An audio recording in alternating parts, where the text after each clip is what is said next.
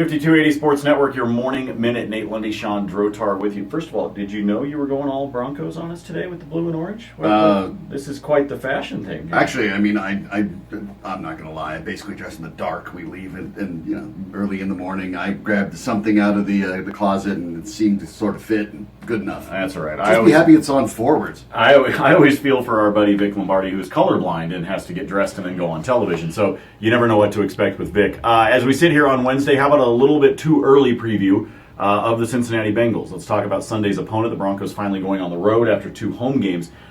Shawn, one of the things with the Bengals and even with the Broncos, these are 2 teams that are both trying to find themselves offensively right now. Yeah, absolutely. When you look at the Broncos, of course, the passing offense is really middle of the road. It's in the lower third. It's about where teams expect it, though. They're in the top 5 in rushing. Cincinnati, a team that maybe prides itself on offense at this point, has tons of passing. Andy Dalton's leading the league in passing yards. Cincinnati as a whole trails on the Oakland in passing yards on the season.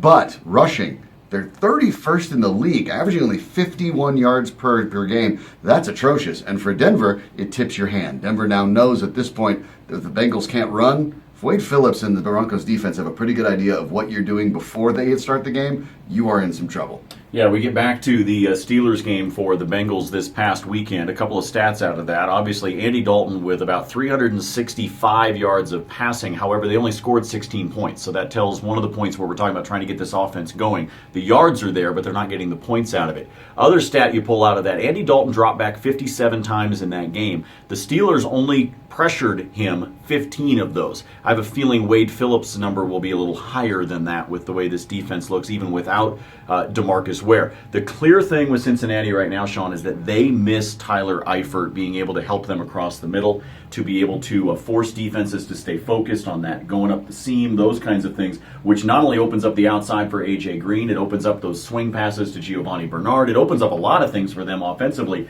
And I don't want to pin it all on one player, but at the same time, this offense does not look the same without Tyler Eifert on the field. It doesn't. The proverbial straw that stirs the drink to a certain point. Eifert changes things. A top-tier receiving tight end changes a lot of things for many NFL teams. Eifert, in this case, especially given the losses of Marvin Jones and Mohamed Sanu to free agency, it reduces Andy Dalton's receiving options, and it means the teams can really take a lot of liberties with A.J. Green and make sure they double-team him and even triple-team him at certain points. So the Broncos, without Eifert, will have an opportunity to do the same.